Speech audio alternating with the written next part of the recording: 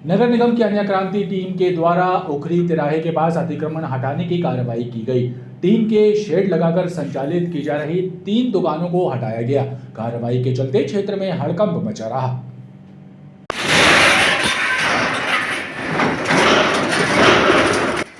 उखरी तिराहे पर अवैध रूप से बनाई गई 3 दुकानों को हटाने के लिए नगर निगम के अन्य क्रांति दल ने कार्रवाई की। टीम के शेड लगाकर बनाई गई दुकानों को हटाया गया।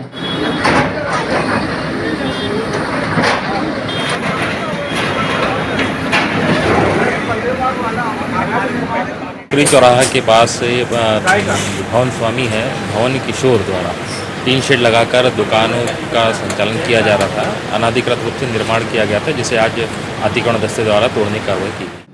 अतिक्रमण विरोधी कार्रवाई के चलते क्षेत्र में हड़कंप मचा रहा। 12 जून को कांग्रेस नेत्री प्रियंका गांधी का जबलपुर आगमन होने वाला है। प्रियंका गांधी जबलपुर से मध्य प्रदेश विधानसभा चुनाव का शंखनाद करेंगी। आयोजन की तैयारियों को लेकर कांग्रेस कार्यकर्ताओं की एक बैठक मानस भवन में आयोजित हुई, जिसमें कार्यक्रम की रूपरेखा तय की गई।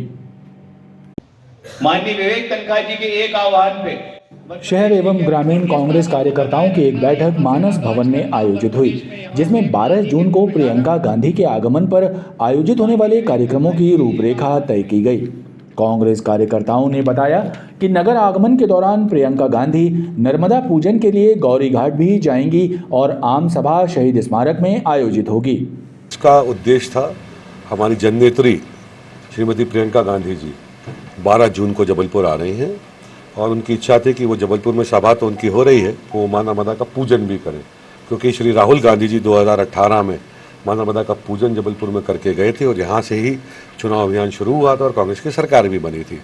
तो हम लोगों ने ये तैयारी की है कि सर्वप्रथम उनका जबलपुर आगमन पर वो गौरी घाट पर मां नर्मदा का पूजन करेंगी और मां नर्मदा का आशीर्वाद लेने के बाद एक विशाल आम सभा शहीद स्मारक का जो मैदान है गोल बाजार का, वहाँ पर होगी, इसको संबोधित करेंगी।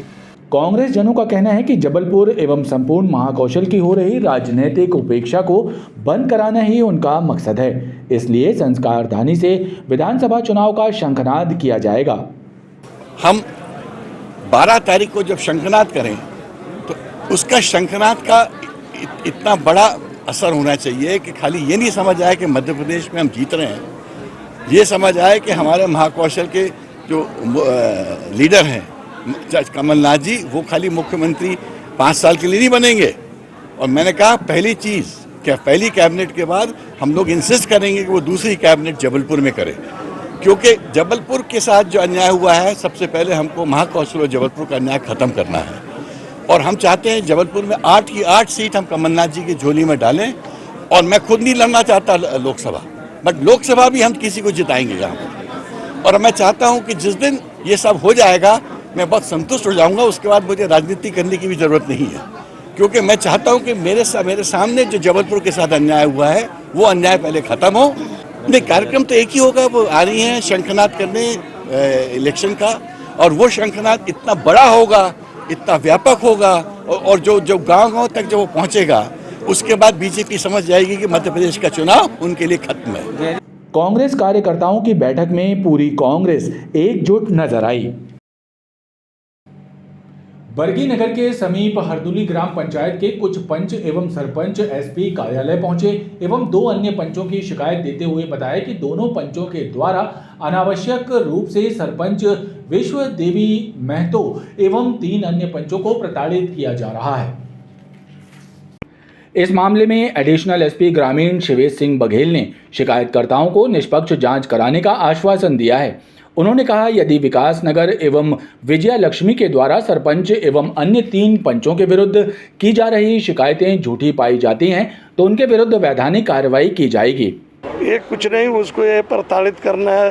ये अधिकारी के पास सीएम महिलान की शिकायत को जाता है, वो जांच के लिए भेजते, मतलब किसी के मोबाइल ले करके आए फटाक से शिकायत कर देता है। ये भी बोलता है ये प्रधानमंत्री आवास में 1,35,000 रुपया आता है, लेकिन 5 साल पूर्व में जो मकान बनी है उनको भी घर घर जाके बोलते हैं ये 1.5 लाख रुपया सरकार दे रही है, तुम लोग 1,35,000 कैसे मिला।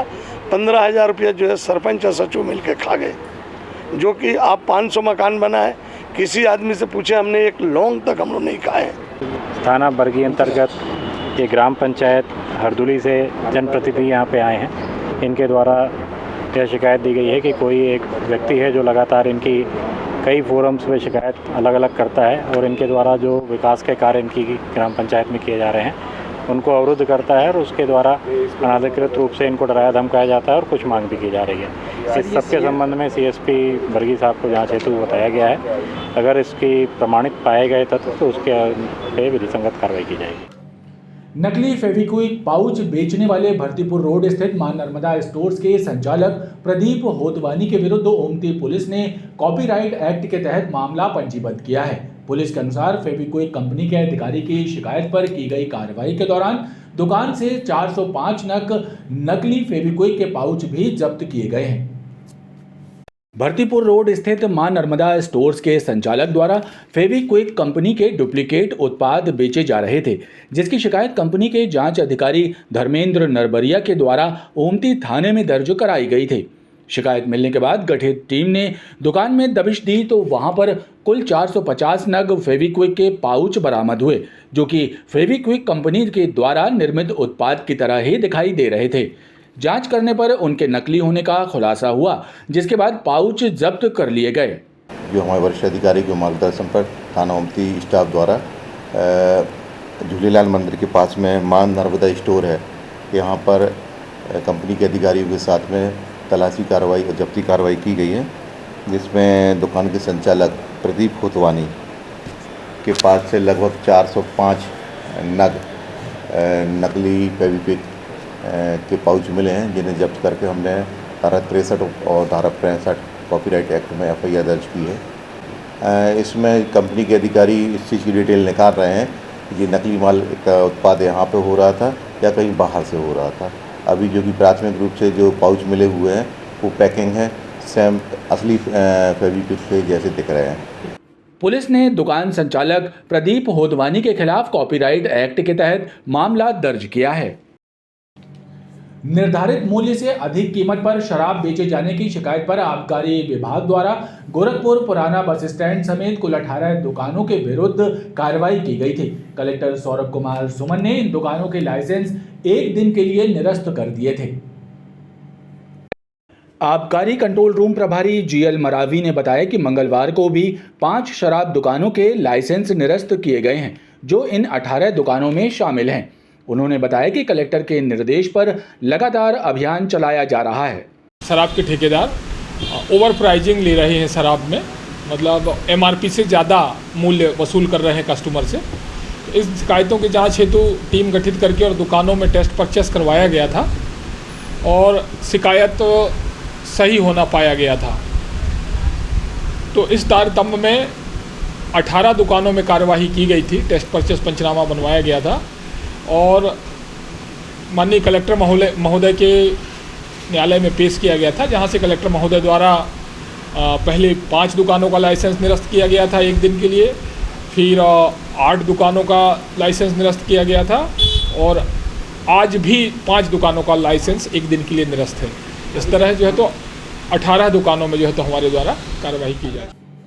ट्रेनों के जरिए भी अवैध रूप से शराब का परिवहन किया जा रहा है। ताज़ा मामला सामने आया है Jabalpur railway station platform number 6 के बाहर का, जहां पर एक युवक थैलों और पिट्ठू बैग में शराब लेकर वाहन का इंतजार कर रहा था। उसी दौरान आबकारी के अमले ने उसे दबोच लिया और उसके पास से 350 पाव देशी शराब जब्त की है। शराब की तस्करी के लिए परिवहन के विभिन्न साधनों का इस्तेमाल किया जा रहा है। आबकारी कंट्रोल रूम प्रभारी जीएल मरावी ने बताया कि अब ट्रेनों में भी शराब का परिवहन होने लगा है। इसकी सूचना मिलने के बाद गठित टीम सादे लिबास में निगरानी कर रही थी। उसी दौरान प्लेटफॉर्म नंबर 6 के बाहर बंटी बेन नामक युवक को पकड़कर तलाशी ली गई तो उसके 2 थैलों और पिट्ठू बैग में देशी मसाला शराब के 350 पाव मिले, जिसके बाद उसके विरुद्ध मामला दर्ज कर उसे न्यायालय में पेश किया गया, जहां से उसे 14 दिनों की न्यायिक अभिरक्षा में जेल भेज दिया गया। प्लेटफॉर्म नंबर 6 में कल शाम को एक संदिग्ध युवक जो पान मसाला के थैले लेकर के बाहर निकल रहा था और किसी ऑटो की तलाश में था, उसे रोक करके थैलों की तलाशी ली गई तो उसने एक पिट्ठू बैग लटकाया था, उसमें 50 पाव एवं पान मसाला के थैलों में 300 पाव, कुल 350 पाव जो है तो उससे बरामद की गई थी। और वो सिंधी कैंप का रहने वाला है। अपना नाम उन्होंने जो है तो बंटी बंसकार बताया है और आरोपी को गिरफ्तार करके न्यायालय के समक्ष पेश किया गया था, जहां से आरोपी को 14 दिन के रिमांड पर जेल भेज दिया गया है। कटनी से कार में शराब की खेप लेकर जबलपुर आ रहे युवकों की द्वारका नगर के पास पुलिस ने जब घेराबंदी की तो कार सवार दोनों युवक कार छोड़कर फरार हो गए। घमापुर पुलिस ने कार से 400 पाव देसी शराब और 96 पाव अंग्रेजी शराब जब्त की है। लग्जरी कार में अवैध रूप से शराब का परिवहन कर रहे दो युवक द्वारका नगर झंडा चौक के पास कार छोड़कर फरार हो गए। दरअसल मुखबिर की सूचना पर घमापुर पुलिस ने कार चालकों को पकड़ने के लिए घेराबंदी की थी, लेकिन झंडा चौक पहुंचने पर कार में सवार श्रेयांश यादव और आकाश चौधरी कार छोड़कर भाग खड़े हुए। पुलिस के अनुसार दोनों आरोपी कटनी से शराब लेकर बरऊ मोहल्ले जा रहे थे। उनकी कार से 400 पाव देसी एवं 96 पाव अंग्रेजी शराब बरामद हुई है, जिसकी कीमत 50,000 रुपए है। शराब का परिवहन कर रहा है, कटनी से भारी मात्रा में शराब लेकर के आया है। उसका झामनदास चौक से पीछा किया गया। जब कार गली के अंदर गुजरती है तो वहाँ पर जब उसको रास्ते नहीं मिलते हैं कहीं अपनी कार को भगाने के लिए, तो गाड़ी छोड़ करके वो भाग जाता है। कार को चेक किया गया तो उसमें से 10 पेटी शराब मिली है। दोनों ही आरोपियों के ऊपर धारा 34(2) आबकारी अधिनियम का प्रकरण कायम कर विवेचना में लिया गया। आरोपी गिरफ्तार किया। आरोपियों की तलाश जारी है। दोनों ही घटनास्थल से जो भागे हैं उसके बाद से थाना क्षेत्र में दिखाई नहीं दिए। उनके विरुद्ध उनकी तलाश की जा रही है, मुखबिर लगाए गए। पुलिस के द्वारा फरार आरोपियों की तलाश की जा रही है। गुरंदी क्षेत्र में दो पक्षों में विवाद हो गया। इस दौरान जमकर मारपीट हुई और इसका वीडियो भी वायरल हुआ। दोनों पक्ष एक दूसरे पर आरोप प्रत्यारोप लगाते हुए बेलबाग थाने पहुंचे, जहां पुलिस द्वारा मामले को विवेचना में लिया गया है।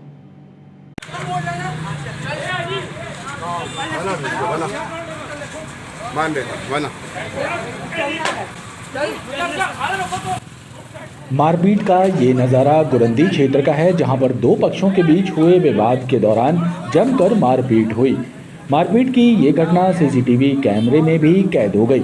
इस घटना के बाद दोनों पक्ष बेलबाग थाने पहुंचे और एक दूसरे के विरुद्ध मामला दर्ज कराने पर अड़े रहे।